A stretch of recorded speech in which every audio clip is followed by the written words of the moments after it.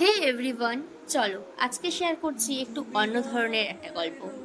এই যে আমার পেছনে যে মিররটা দেখতে পাচ্ছ, যেটা ডেকোরেট করা আছে, এই টোটালটাই কিন্তু করেছি আমি আমার নিজের হাতে। কিন্তু তার সাথে কে হেল্প করেছে সেটাও জানতে পারবে।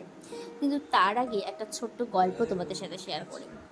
এই মিররটা কিন্তু বয়স হয়ে গেছে প্রায় 30 বছর।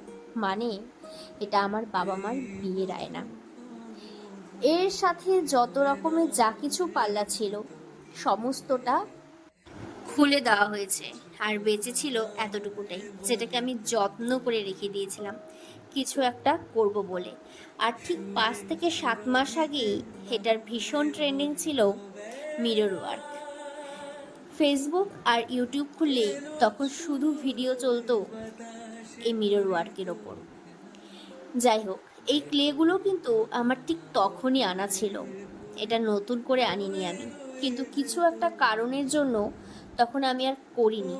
তারপর যখন দেখতাম যে সবাই বানানো শুরু করে দিয়েছে, তখন ভাবলাম যে ঠিক আছে, সবাই যখন বানাচ্ছে সবাই সবার মতন করে করুক, আমি না হয় কিছুদিন বাদেই করব। যার জন্য এতগুলো দিন পর আমি এটা নিয়ে বসলাম। তুমি না হয় রহিতে কাছে,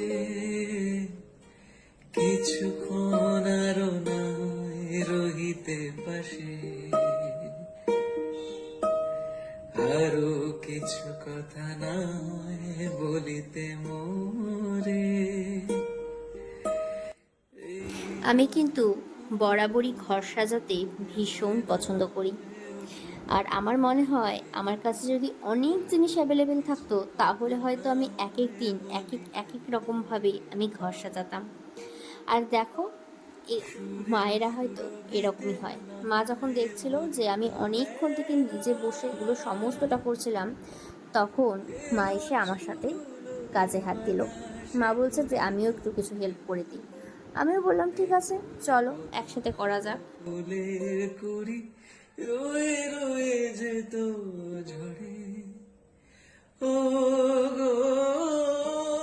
আমি জানি এটা অনেকেই তোমরা জানো যে এটা অ্যাকচুয়ালি কিভাবে করতে হয়, এবং তার মধ্যে অনেকেই হয়তো আবার তোমরা জানো না। তো তার জন্য আমি একটু ছোট্ট করে বলে দিই।